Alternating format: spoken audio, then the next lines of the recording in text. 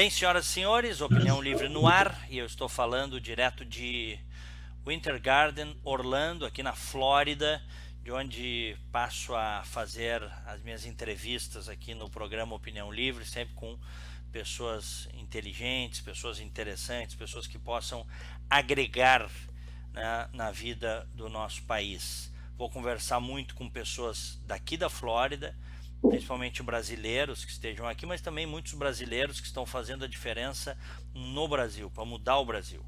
E um destes convidados é o Dr. Bruno Carpes, que aceitou meu convite para conversarmos. E ele, além de promotor de justiça, é membro da Escola de Altos Estudos em Ciências Criminais. Eu tive a oportunidade de já conversar com o Dr. Bruno Carpes algumas vezes no programa Rádio Livre da Rádio Bandeirantes, sempre com ponderações interessantíssimas, esclarecedoras, realmente importantíssimo ouvi-lo. Dr. Bruno, obrigado por me atender, boa noite. Boa noite, Diego. A satisfação é toda minha, agradeço as palavras elogiosas e é sempre uma honra poder conversar contigo, eu que sou um grande admirador também do teu trabalho. Muito obrigado. Bom, eu tô no calor da Flórida, tem dias aqui que vai a 33, 35, eventualmente até mais, e o senhor tá no frio aí, né, do Rio Grande. Agora durante a noite a temperatura cai rapidamente, chegando a menos de 10 graus, quase todos os dias. Muito bem. Doutor Bruno Carpes, eu tenho encontrado muitos brasileiros aqui na Flórida, né? Há uma comunidade enorme aqui nos Estados Unidos, na Flórida principalmente, e uma comunidade crescente, né? Mais e mais brasileiros vêm para cá, e boa parte deles, eu não digo todos, mas boa parte deles tem alguma história de violência, ou foi assaltado, ou teve um filho assaltado. Conversei com um cidadão há um tempo aí que me encontrou até num supermercado aqui, um brasileiro aí de Porto Alegre, foi vítima de um sequestro relâmpago e a partir desse momento disse: cansei, vou-me embora, vendo tudo, vou embora. Enfim, uma das nossas principais, talvez a nossa principal chaga hoje é a violência, e o senhor trabalha direto com isso. Como é que nós vamos virar esse jogo aí, doutor Bruno? O diagnóstico não anda sendo bem feito no nosso país. Nós temos diversos gargalos. Hoje eu posso dizer que o que nós chamamos de sistema judicial criminal são 3 eixos. A parte de investigação, polícia judiciária e também as forças de segurança, a persecução penal, né, que é a fase do processo propriamente dito, e a fase de execução da pena. Hoje nós temos os 3 eixos em franca crise. Nós temos na primeira fase o índice de reportabilidade, que nós não temos conhecimento, os órgãos de segurança não tomam, não fazem pesquisas para saber, afinal, quantos por cento das pessoas estão relatando seus crimes, né? Por exemplo, na Colômbia, isso gira em torno de 23%, que eu acredito que no Brasil deva ser algo semelhante. E também nós temos índice de elucidação de crimes graves muito baixo. Por exemplo, o estado do Rio de Janeiro já aferiu que apenas 1,8% dos crimes de roubo, né, que é esse que traumatiza as pessoas que inclusive vão embora dos Estados Unidos, geralmente a mão armada, tem a sua identificação, né, no inquérito policial, ou seja, a cada 54 crimes de roubo, apenas um tem a identificação de sua autoria. Isso não quer dizer que ele vai ser condenado, é apenas indiciado, né? Então nós temos esse primeiro problema, o sucateamento das forças de segurança, nos casos, por exemplo, da polícia científica, né? No caso do Rio Grande do Sul, por exemplo, o IGP, um franco sucateamento, né, postos sendo fechados, já vi situação que é inacreditável, mas peritos utilizando durex para tentar coletar impressões digitais. Então, nesse primeiro ponto, né, a diminuição do efetivo é algo crônico no Brasil e especialmente no Rio Grande do Sul. O segundo ciclo, que é a fase da persecução penal. Nós temos um processo penal cada vez mais enviesado, de doutrinadores contemporâneos que buscam como finalidade do processo não a busca da verdade e a estipulação de uma pena quem for encontrado a sua culpa, mas sim como a finalidade principal do processo as garantias processuais, que na verdade são os freios ao Estado para que ele não ultrapasse as garantias individuais do indivíduo, né, garantidas constitucionalmente. E, além disso, uma legislação que é extremamente leniente, que estipula um índice de progressão de regime, o qual eu verifiquei até hoje, o mais baixo entre os países do Ocidente, né, de 1/6. No caso dos crimes hediondos, é 2/5. Nós temos né, outra questão, foi verificado, nós temos 1.050 tipos penais, intervalos de pena. Desses 1.050, apenas 26 obrigam o juiz de direito no Brasil a estipular um regime inicial fechado. Então, nós já temos uma progressão de regime irrisória, no índice, e, além disso, nós temos pouquíssimos crimes que obrigam o juiz a estipular o regime fechado. Então, nós temos sendo que 78% dos crimes, sequer o réu vai ser processado, ele já vai de antemão ter direito a uma transação penal ou uma suspensão condicional do processo. Então, isso nós vamos decantando.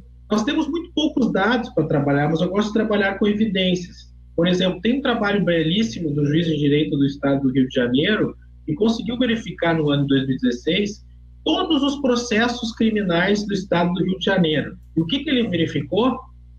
Que menos de 10% dos processos criminais se tornam uma sentença condenatória. Então, veja, Diego, veja como vai afunilando e o nosso sistema não vai conseguindo sequer chegar à autoria dos crimes. Claro. E depois, e aí veja o problema, aí vamos para o terceiro, para finalizar, o terceiro ciclo, a execução criminal. Quando chega na execução, nós temos, como eu disse, essa progressão de regime irrisória, nós temos todo final de ano decretos de indulto que cada vez mais facilitam a extinção da pena com um tempo mais ainda abreviado, chegando ao ponto do indulto do último dezembro, do presidente Michel Temer, estipular a extinção da pena com até 1/6. Ou seja, o sujeito, quando chega com o direito à progressão, daqui a pouco para o regime aberto ou semiaberto, ele já tem a pena extinta. Então, nós nos tornamos extremamente lenientes, perdemos a noção da função do direito penal, que é o último freio da sociedade. É aqueles fatos, as questões morais que a sociedade não tolera, ou seja, ela negocia todo o resto, menos essas atitudes que colocam em xeque a própria harmonia social e a paz social. Parece que nós perdemos essa noção quanto à finalidade do direito penal e o processo penal, que é o meio de se levar o criminoso até a pena, que é o devido processo legal. Doutor Bruno, o Brasil nunca foi, é verdade, um modelo, né, punitivo, né, historicamente falando. Né? Eu lembro que eu menino, isso aí era anos 70, ali, início dos anos 80, eu ficava impressionado vendo as reportagens na TV do Ronald Biggs, que tinha roubado o trem pagador, matado um lá no trem junto com a sua gangue e desfilava tirando fotos nas ruas de Copacabana. Aquilo me chocava enquanto menino. Ou seja, o paraíso, quer dizer, um dos principais bandidos do mundo foge para o Brasil. Mas me parece que a situação se agravou demais nas últimas décadas. Houve, Sim. De fato, um agravamento, não houve? Com toda certeza, especialmente a partir de 84. Em 84 houve uma reforma geral do Código Penal que estipulou esse sistema progressivo de pena que está em vigor até hoje, retirando da progressão, como era como ainda é em outros países que adotam o sistema progressivo, diga-se passagem que são poucos hoje, nós temos a Argentina, aqui Espanha e Portugal, mas o sistema progressivo é diferente do nosso. Por quê?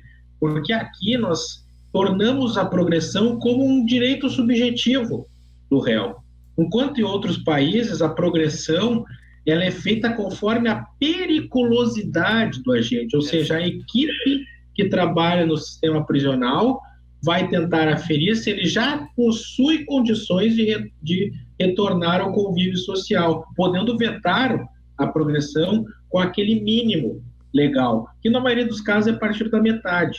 Né? Em crimes mais graves, em Portugal, é 5/6, por exemplo. Então, e a partir de então, mas eu digo, nós tivemos um evento agora, tivemos a oportunidade de conversar com esse chefe de polícia de Los Angeles, é interessante até de tu estás aí nos Estados Unidos. E nós conversávamos, veja, em 94, os Estados Unidos sofreu um alto índice de criminalidade também até o início da década de 90, uma grande acentuação do índice de criminalidade. E a partir de 94, com a experiência do Rudolph Giuliani em Nova York, mas que a cidade de Los Angeles também adotou, que é com base no princípio da teoria das janelas quebradas, e também estipulando o tempo médio de prisão para os crimes maior, se notou uma diminuição considerável. Os gráficos hoje mostram a grande diminuição dos crimes, especialmente os violentos nos Estados Unidos, chegando a ponto de a maioria dos crimes estar compatíveis à década de 70 e alguns em níveis que sequer foram aferidos até hoje pelos Estados Unidos. Enquanto isso, em 95, um ano depois da tomada da teoria de janelas quebradas nos Estados Unidos, nós editamos a Lei 9.099, que é a Lei dos Juizados Especiais Criminais. E essa lei justamente foi na contramão do que os Estados Unidos definiu, ou seja, para os crimes pequenos, tira-se a possibilidade de pena privativa de liberdade. Isto é, por exemplo, uma ameaça, né? O sujeito passa na frente da casa de alguém e diz: eu vou te matar amanhã, eu não suporto mais ver a sua cara, amanhã eu lhe mato. O que a vítima faz? Faz um termo circunstanciado e essa pessoa que ameaçou vai vai pagar uma cesta básica ou prestar serviço à comunidade por um mês. Né? Isso acabou desmoralizando o sistema criminal. Então é muito claro que nós tomamos um caminho do alternativismo penal, de enfraquecer cada vez mais o direito penal, retirando dele a sanção pena privativa de liberdade, e assim, consequentemente, nós fomos cada vez mais afrouxando. E aí veio, com a configuração do Supremo Tribunal, principalmente o Supremo Tribunal Federal, a partir da década 2000, houve reinterpretações sobre legislações que cada vez mais afrouxam o sistema punitivo brasileiro. É uma coisa de maluco, né? Porque qualquer país civilizado, minimamente civilizado do mundo, as coisas têm consequência, né? Então, se o sujeito assaltou, machucou alguém, cometeu um sequestro, ele pode ter... Aqui nos Estados Unidos, na maior parte dos estados, um assalto à mão armada é 10 anos de prisão, mas 10 anos mesmo. Talvez lá com 75% da pena cumprida, se ele tiver bom comportamento, ele vai ter a chance de ir para uma condicional. Então, Exato, uma condicional geralmente com tornozeleira eletrônica e com fiscalização efetiva do policiamento comunitário de onde ele mora. Perfeito. O policiamento comunitário vai na casa dele quase todos os dias, ver se ele está em casa. Perfeito. Né? Mas aí que eu lhe pergunto, como é que nós chegamos a esse ponto? Porque todo mundo sabe que essa legislação penal é uma legislação penal disfuncional, ela é disfuncional, porque ela não cumpre o que deveria, né, que é diminuir a violência, diminuir a criminalidade, transformar a comunidade, né, numa comunidade mais segura. E eu diria que ela é uma lei, é uma legislação cretina.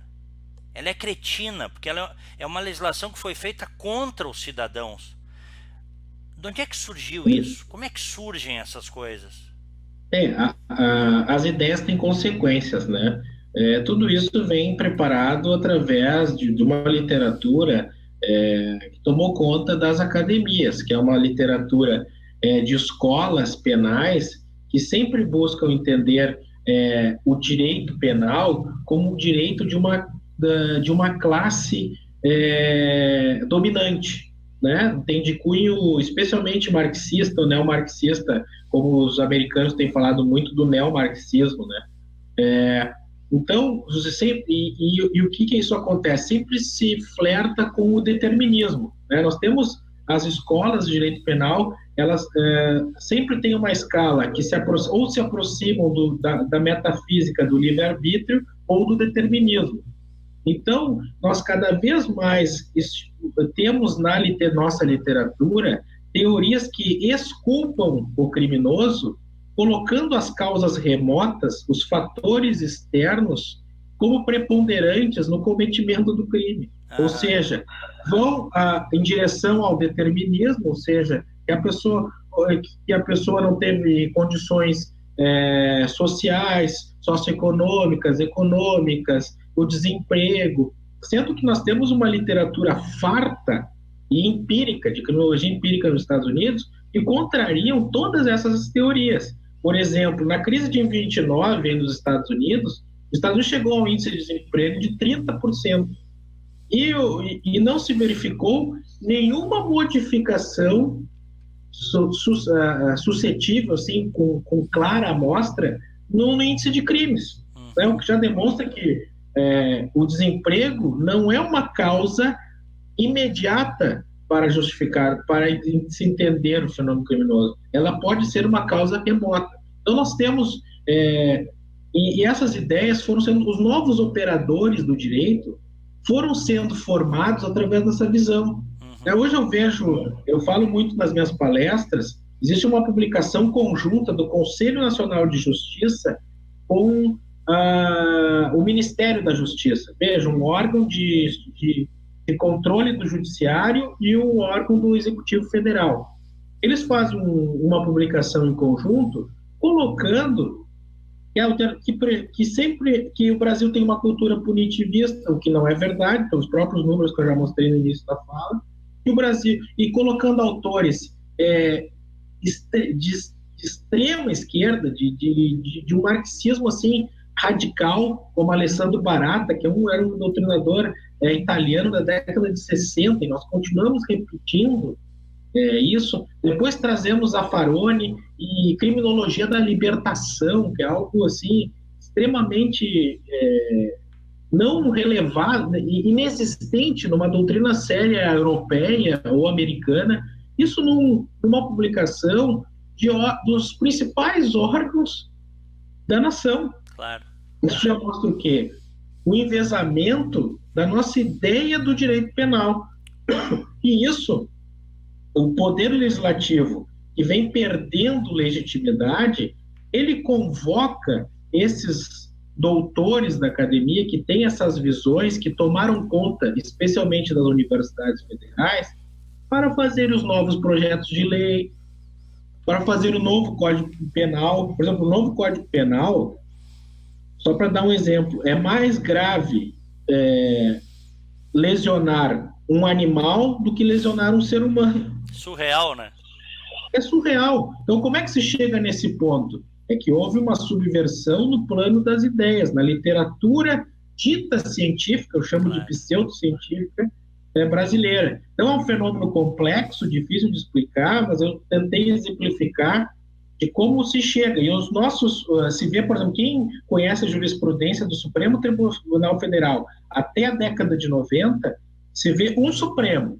Quem olha a jurisprudência do Supremo Tribunal Federal a partir da década de 2000, vê outro Supremo.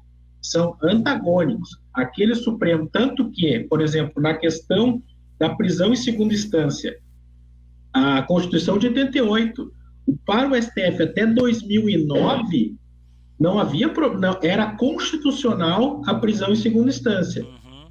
A partir de 2009, quando forma uma nova maioria, se muda o entendimento dizendo que vai contra o texto constitucional. Então já se vê a mudança do pensamento jurídico e ideológico, isso é o pior, da Suprema Corte Brasileira. Não tinha lava-jato, talvez por isso eles não tivessem se apressado para mudar isso antes até, viu, doutor Bruno? Na verdade, assim, é que a Lava Jato ganhou uma notoriedade e é isso, a meu entender, que a protege.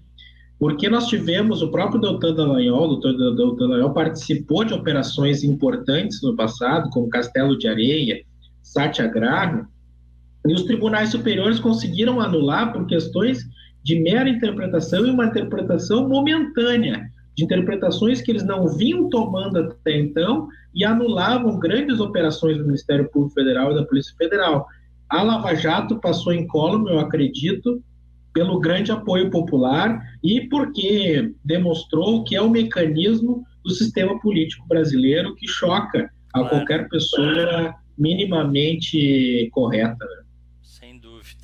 Bom, doutor Bruno, o senhor vê alguma perspectiva disso mudar? Nós temos agora eleição para presidente da República, mas sobretudo eleição de novo Congresso, né? E o Congresso é fundamental para a alteração das leis, né? E nós ainda depois temos, digamos que o Congresso fique do lado da população, altere legislação, nós ainda temos aqueles 11 togados do Supremo Tribunal Federal que não têm voto, mas legislam como se tivessem. Diante deste cenário e deste caos social, com mais de 60 mil homicídios por ano, qual é a perspectiva? Como é que o senhor vê isso, sendo muito franco, que é uma característica sua? Olha, Diego, a perspectiva imediata e a curto prazo não é boa. Naturalmente não é boa. Mas eu tenho visto algo que tem surgido nos últimos anos, que são, sim, pessoas do mundo jurídico, como eu, do mundo político, acordando para essas questões. Claro, acordamos tarde demais. Eu acho que a população brasileira ficou alienada da sua vida política e da sua vida jurídica por muito tempo. O Supremo Tribunal Federal vem mudando e aumentando o seu poder há muito tempo e isso não era notado. Quanto, por exemplo, aí a sociedade americana, eu vi uma pesquisa que o segundo motivo preponderante para a eleição do Trump pelos seus eleitores era a escolha para o Supremo Tribunal Federal. Então, o americano já tem essa consciência de que o Supremo passa pela via política, pela escolha do presidente e pela aprovação do Senado da República. Então, na questão especialmente da segurança, eu vejo o seguinte, pela experiência americana, tá? Nós vivemos hoje um momento que a sociedade americana viveu entre a década de 60 e 70.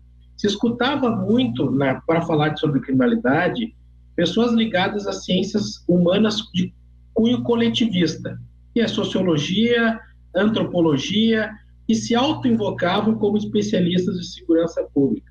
Num certo momento, chega um autor, professor em Harvard, chamado James K. Wilson, e diz que esse pessoal está todo errado, que eles estão contrariando o senso comum, que o senso comum sabe que a prisão, sim, ela dissuade o criminoso, que o crime atomiza a sociedade. O que é atomizar a sociedade? Que as pessoas deixam de sair de casa, não se reúnem mais nas praças, não há mais eventos comunitários, há uma sensação de medo na comunidade. Isso é um efeito do crime. E aí, a partir de então, a classe política americana, paulatinamente, começou a entender que aqueles acadêmicos que eles estavam escutando até então, era que haviam criado o problema. E sempre denunciavam o problema que eles haviam criado. E surge, então, os economistas, com análise econômica do crime, e um reduto de professores de ciências sociais, como era o James K. Wilson, dizendo, não, a visão da sociedade sobre o crime é a que está correta. Quando alguém coloca a mão no fogo, ela nunca mais coloca novamente. Isso é o senso comum. Então, os políticos americanos começaram a escutar as pessoas que realmente entendiam do crime, os policiais, quem trabalha diretamente no sistema criminal, denotaram questões ideológicas, né, que hoje no Brasil é algo muito sério, né?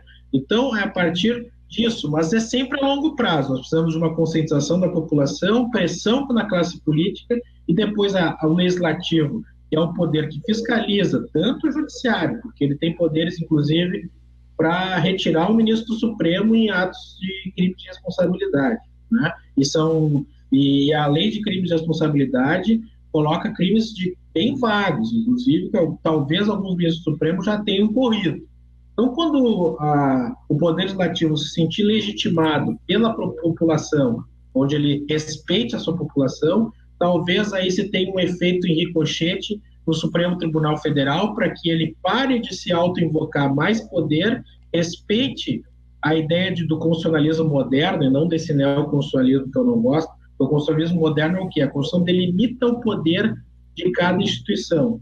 Então, até a fábrica de habeas corpus que o STF criou, tem mais de 100 mil habeas corpus por ano, é porque o STF se invocou a revisar decisão de juízo de primeiro grau. Claro. Então eu pergunto, que país sério, que a sua Suprema Corte, que deve definir a interpretação constitucional, se miscui em decisões individuais de cunho de primeiro grau que podem ser revisadas pelos tribunais de justiça. Então o caminho é lento, é longo, mas exige que nós retomemos o que eu entendo por cidadania. Cidadania é conhecer os seus deveres e os seus direitos e como se convive em sociedade, como está estruturada o nosso Estado e a nossa vida política nacional. Eu acho que esse é o caminho, mas o caminho é árduo, é longo, mas não é impossível, não está longe disso. Nós temos como conseguir, a partir dos brasileiros que estão surgindo aí, que eu acredito, de grupos, pessoas que não aguentam mais essa situação de anomia, de apatia no que diz respeito à criminalidade. Para fecharmos, doutor Bruno Carpes, deixa eu dividir com o senhor aqui, com os nossos telespectadores, uma curiosidade aqui na TV da Flórida. Tem agora, enfim, as primárias, né, dos candidatos a governador, mas também tem a eleição do Procurador-Geral de Justiça aqui da Flórida. Isso. E eles estão numa pauleira, é eleição mesmo. Quer dizer, o cara que vai ser o Procurador-Geral de Justiça, que vai ter a atribuição de combater o crime em nome dos cidadãos da Flórida, que são em torno de 21 milhões, ele vai ter que ser um cara linha dura. E eles estão lutando, eles estão se criticando, inclusive com propagandas de televisão pagas, né? Porque aqui não tem horário gratuito, né? E eles pagam, os apoiadores pagam as propagandas, e eles estão lutando para ver qual é o mais duro contra o crime. É uma lógica completamente diferente. Totalmente diferente. Os estados americanos, costumo dizer, a ciência política fala que eles têm a maioria mais de 6 poderes, né? Exatamente por isso, porque tem o cargo de procurador-geral é eleito, o chefe de polícia geralmente é eleito também. Então, e o procurador-geral, ele sim vai estabelecer a política da polícia judiciária. Isso é interessante também de falar. Ele tem uma ascendência hierárquica sobre a polícia investigativa.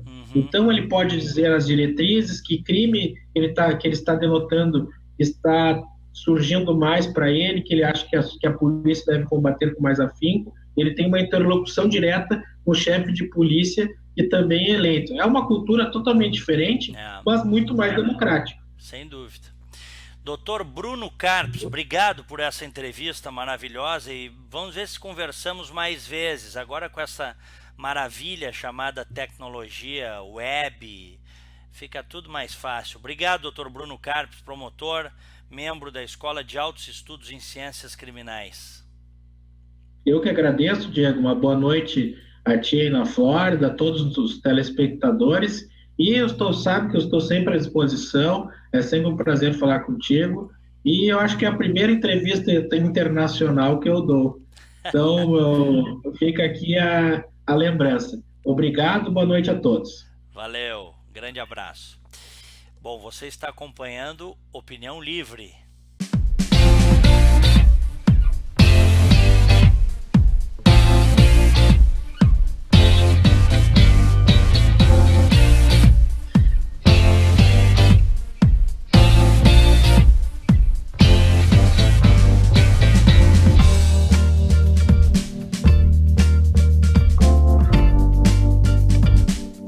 Sistema Fê Comércio RS apresenta a energia que circula, o clima que vira, a força que rola, o aperto que passa, a ideia que troca.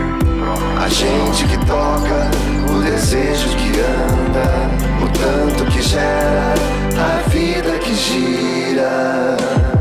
Sistema Fecomércio RS. Com você, a gente faz a economia girar. Com você, a gente faz a vida se movimentar. A sua empresa tem entre 2 e 29 pessoas? Contrate um plano Unimed Porto Alegre. Conte com carência zero para consultas e exames simples, além de 10% de desconto nos 6 primeiros meses. Aproveite e proteja o que é mais importante no seu negócio. Ligue 0800 510 4646 ou acesse www.unimedpoa.com.br/PME. Unimed. Cuidar de você. Esse é o plano. Ser gaúcho é preservar as tradições, é valorizar a educação e acreditar que um futuro melhor nasce nas páginas de um livro. É nossa tradição trabalhar duro. Temos orgulho do suor que escorre do rosto. Ele reconforta a alma e sedimenta uma vida digna. É nossa tradição valorizar o passado para desenvolver o futuro. CMPC Celulose Rio Grandense. Desenvolvimento é a nossa tradição.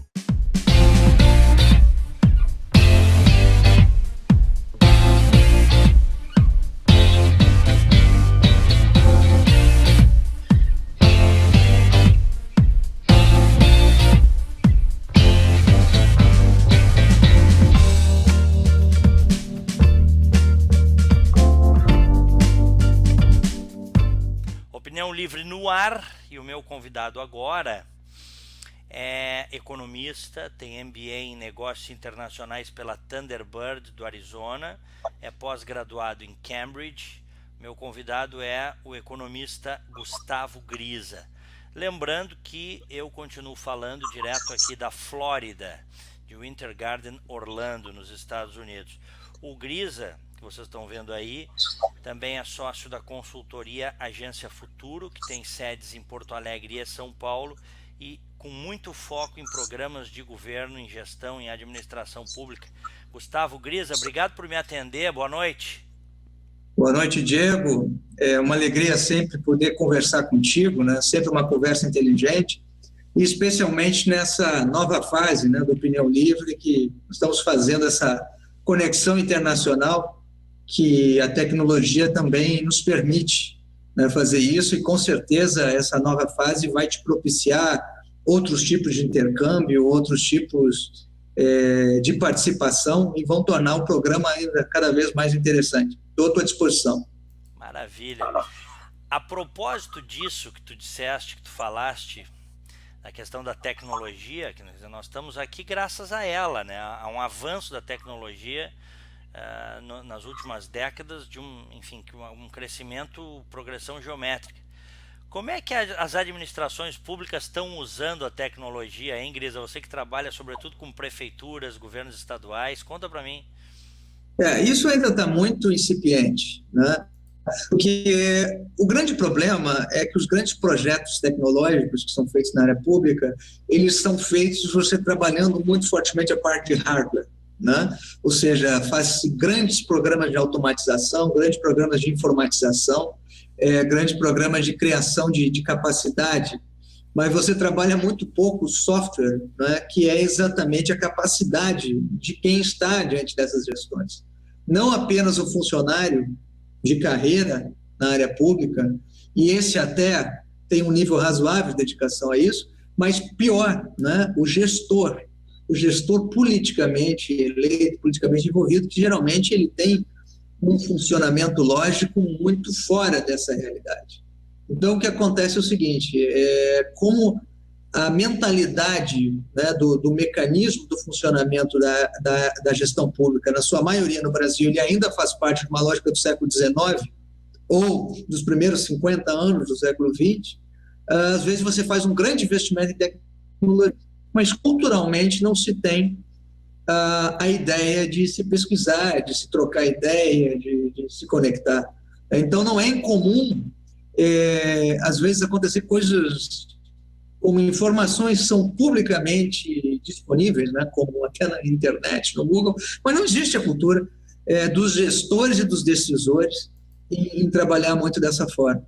Existe uma grande mudança em relação a isso que está acontecendo, que é a questão do Open Data, dos dados abertos, né? Mundialmente está havendo uma chamada cada vez maior, uma pressão para que os dados públicos sejam abertos. Ou seja, não existir mais aquele negócio de você ter que solicitar e existir uma mediação no acesso a qualquer dado de informação pública. Então, isso vai mudar muito nos próximos 10, 15 anos. Agora, voltando, se você não fizer um investimento forte na mentalidade de quem está à frente disso, não adianta você gastar milhões, bilhões em tecnologia, porque você vai continuar tendo um setor público que, às vezes, na casca ou em alguns pontinhos, muito superficialmente, ele parece high-tech, mas no seu funcionamento ele é extremamente low-tech. Claro.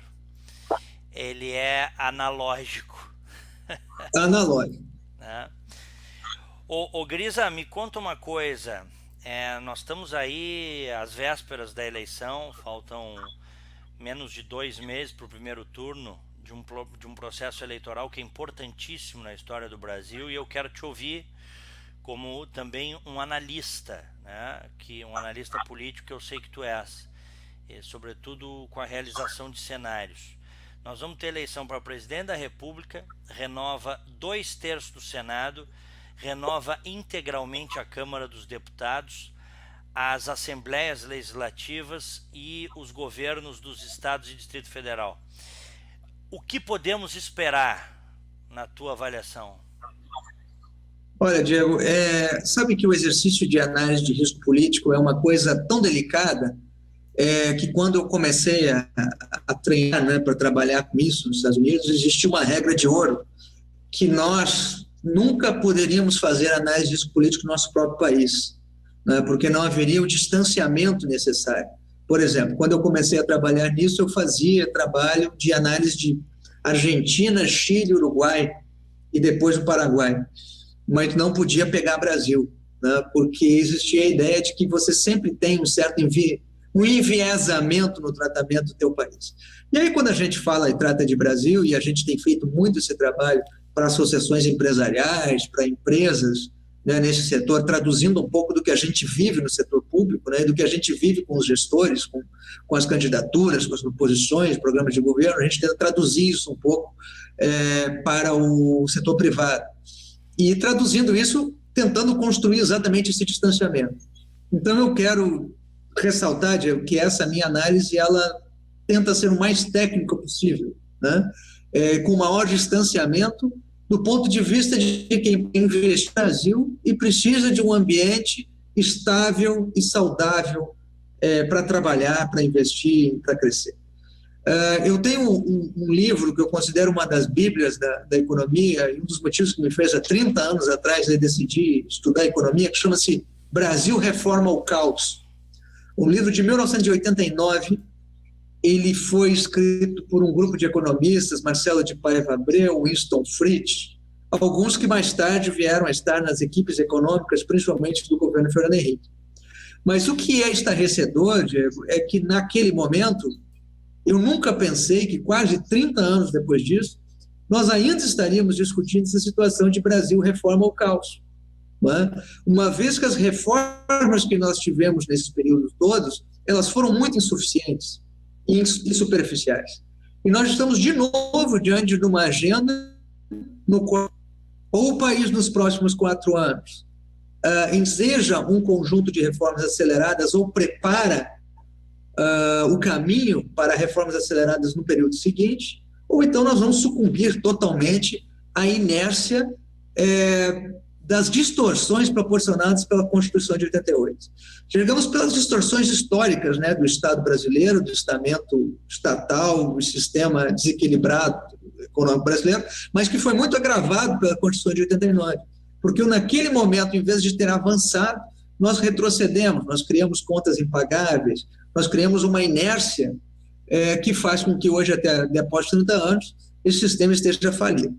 Então, esse é a real linha de fundo dessa eleição. Tudo além disso é uma artificialidade, é um debate politiqueiro. No fundo, nós estamos tratando o seguinte: como que nós vamos conseguir um país que tenha a condição de recuperar parcialmente as perdas dos últimos 3 anos com uma recessão que talvez pode não ter sido a mais severa que nós tivemos, mas com certeza a mais longa, né? Foi a recessão mais longa da história do Brasil. As outras recessões houveram cortes, mas esse é um grande tema, quer dizer, como é que a nossa capacidade de lentamente ir nos recuperando.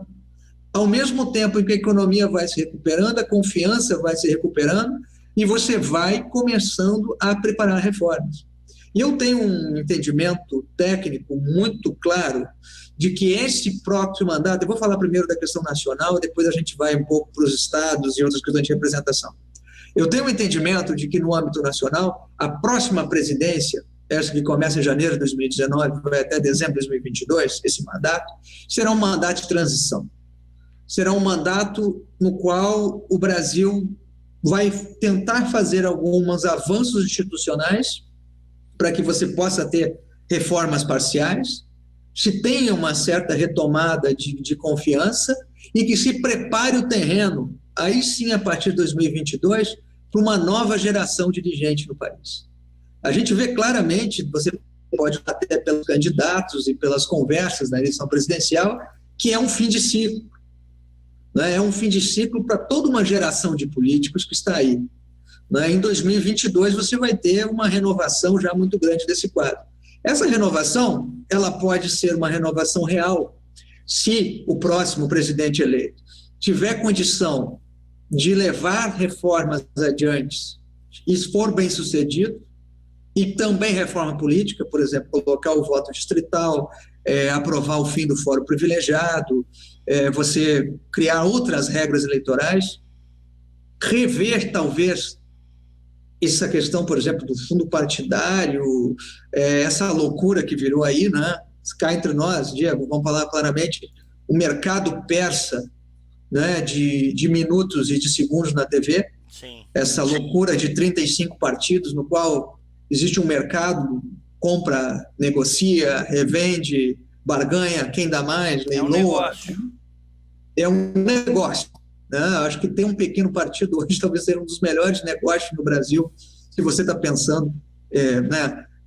Agora, isso tudo vai depender, eu quero colocar, essa capacidade de renovação de geração que vai acontecer a partir de 2022, se você tiver um sistema mais saudável, você vai permitir que, na verdade, não é que vão surgir seres diferentes, mas pessoas de alta qualidade da sociedade vão ter mais condição de participar da vida política.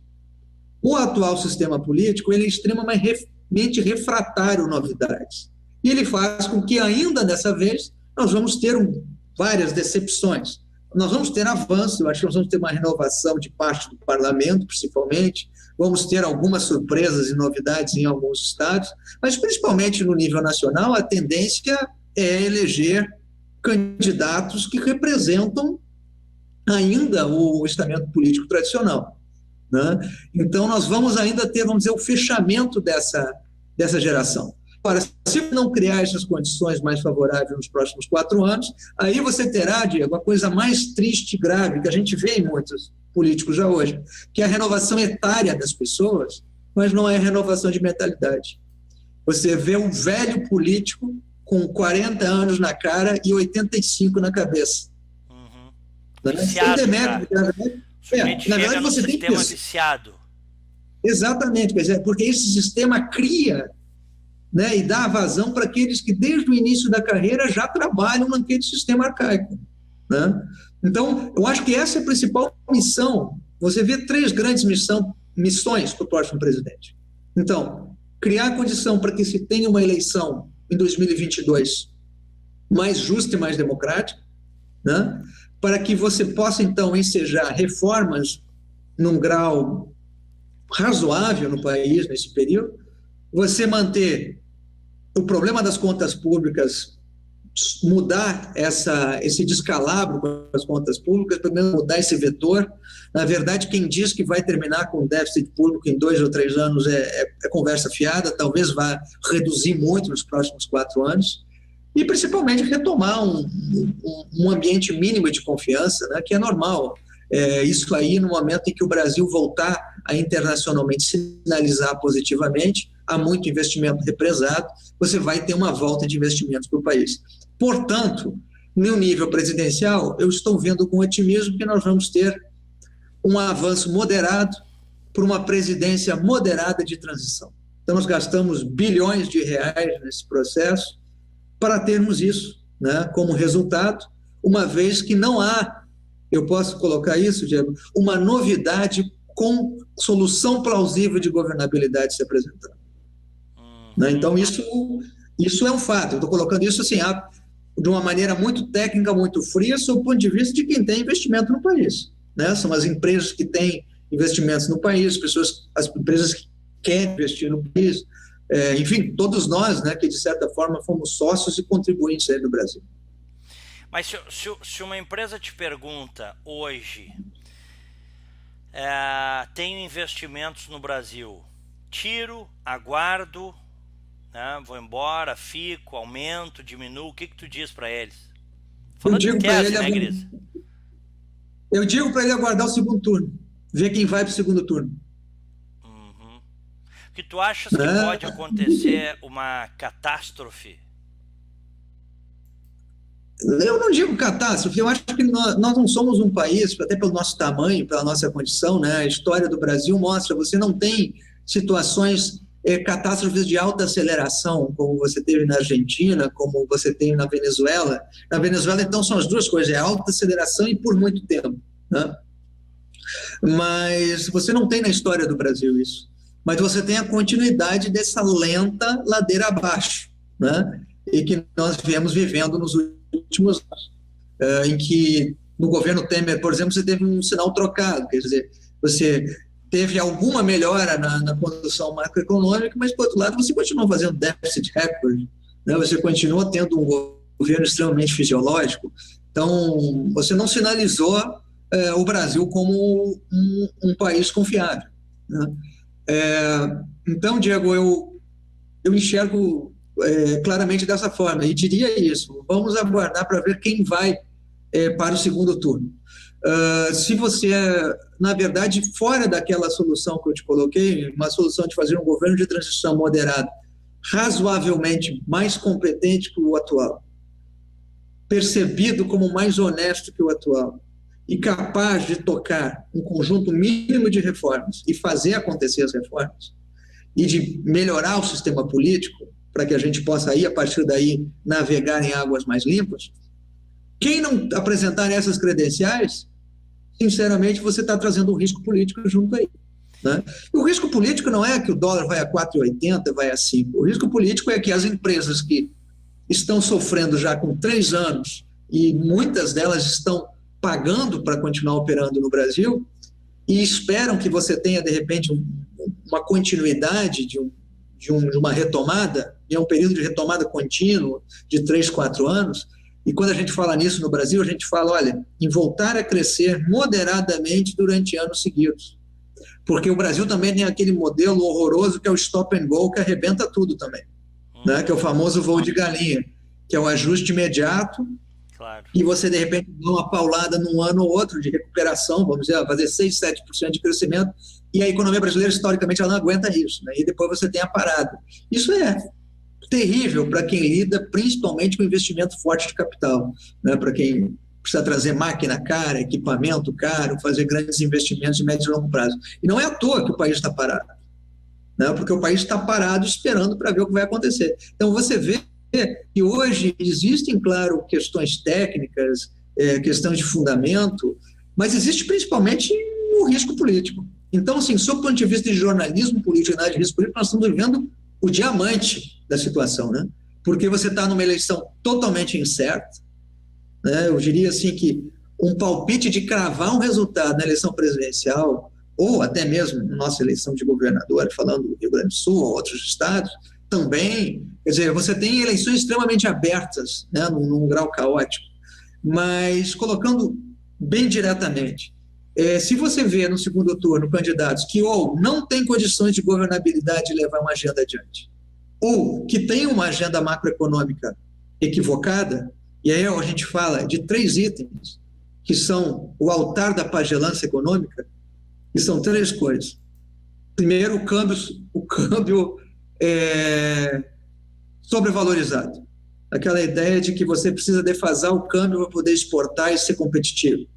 Então, você dá hoje o dólar que está 3,70, 3,80, você dá uma paulada para 5, para 4,80, para você conseguir ser mais competitivo nas exportações e para proteger a indústria nacional. Isso causa um sucateamento, uma defasagem tecnológica, uma perda em intercâmbio internacional que hoje é praticamente impossível.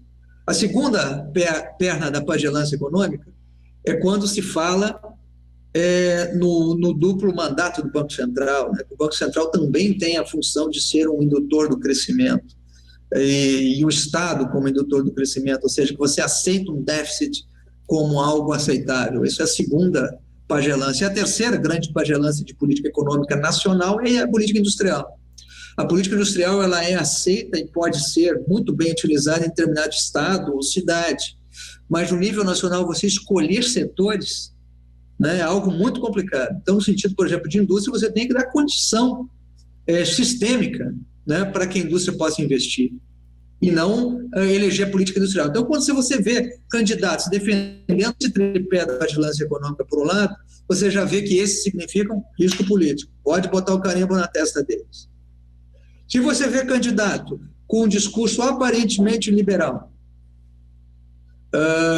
que fala superficialmente, ainda que remeta com um desenho de equipe econômica competente, ainda que nunca testada em governo, mas ele demonstra claramente não ter capacidade de articulação e de lidar com esse governo de coalizão, com esse Congresso, com a formação de uma maioria, aí você também pode carimbar risco político na testa dele. Então, se a gente começa a fazer isso, Diego, pode ser até decepcionante, né, porque não vão nos restar muitas opções apaixonantes, mas você vai ver que são poucos os candidatos que navegam dentro desse cenário que a gente desenha. E esse cenário não é um cenário de sonho, mas é um cenário de sobrevivência do Brasil. Claro. Só para a gente fechar, eu tenho 40 segundinhos para a gente fechar esse nosso bate-papo. Tu falasse em moderação. Eu não sei, Grisa, se o eleitor brasileiro, depois de tudo isso, mais de uma década de esquerda rasgando o tecido social, agora essa recessão de mais de 3 anos, a explosão de violência, não sei se o eleitor está disposto a votar com moderação ou em candidatos moderados, Grisa. É aí que está o drama, né? É aí que está o drama todo, Diego. Existe um ditado que aconteceu em Portugal na época da Revolução dos Cravos, que foi o lobo da Alsácia, que era o seguinte: você mantinha um lobo muito bonito preso por muitos anos, né, naquela ditadura de direita tenebrosa do Salazar, e quando você soltou o lobo saiu enlouquecido para a esquerda, né? Lá em Portugal se tentou implantar, encamparam os bancos, fazenda coletiva, então, enfim, mesmo, na saída... Comunismo. Oi? Tentaram comunismo implantar mesmo. O comunismo. Se tentou fazer isso. Então, quer dizer, existe, quando você exagera muito com determinada condução, ou é uma retórica, né, cansativa em determinado caminho, você acaba dando força para um radicalismo, né, do outro lado. E isso é preocupante. E eu diria para ti, Diego, diante disso, se você tivesse uma candidatura, vamos dizer, com um posicionamento mais radical de direita, um pouquinho mais qualificada, que tivesse um pouquinho mais de articulação e de apresentação, de confiabilidade para o mercado, você teria realmente o pêndulo dessa eleição decidido para esse lado, né? Mas eu acredito que isso não acontece, por isso nós temos um cenário aberto, né? Você tem um cenário aberto que isso pode acontecer, você pode ter uma candidatura de centro-moderada, centro-direita moderada como vencedora, que seria o cenário mais esperado pelo mercado e pelas empresas, ou você pode ainda ter realmente um candidato com uma linha mais de centro-esquerda, que também não está descartado, né? Mas esse radicalismo de posições, essa simplicidade, vamos ver, de discurso, ela é realmente um efeito, um rebote, né? Um efeito bumerangue da grande decepção que houve com a esquerda e com o PT. E aí você criou uma certa falange radical, né, que talvez não seja nem ideológica, mas ela vamos dizer, do fígado, né? A reação com o fígado em relação ao que aconteceu pelo país. Eu acho que nós temos que entender, eu acho que ela tem que ser respeitada e entendida, ela não pode ser desqualificada, mas eu acho que não está aí a solução para o país. A solução para o país, a melhor solução para o país. Um país enorme como o Brasil, você nunca vai poder trabalhar em melhor solução, utopia, né? Nós temos, infelizmente, nós temos que fazer um mínimo múltiplo comum. Mas a solução para o país seria isso. Nós temos um governo de transição razoavelmente competente agora, nesses próximos 4 anos, e aí sim você tem uma forma, um conjunto de reformas institucionais nos próximos 4 anos que permitisse, a partir de 2022, aí sim uma renovação da política e o início de uma nova era com lideranças talvez mais preparadas e com um melhor entendimento da gestão pública, porque o que eu não gosto seja a direita, seja a esquerda, quando a coisa vem impregnada de populismo. Quando você vê populismo, você vê do outro lado o risco político. Quando você vê risco político, você está falando em médio prazo, em menos emprego, menos investimento e mais problemas para nós. Gustavo Grisa, ótimo bate-papo, economista, sócio da consultoria Agência Futuro, está falando comigo direto de São Paulo. Grisa, vamos conversar mais até a eleição, hein? Combinado? Claro, Diego, estou à tua disposição e vamos combinar aí de conversar mais vezes. Um grande abraço para ti, obrigado pela oportunidade. Eu que agradeço, grande abraço, Gustavo Grisa. E você sabe, aqui é opinião livre e eu falo sempre direto de Winter Garden, Orlando, na Flórida, Estados Unidos.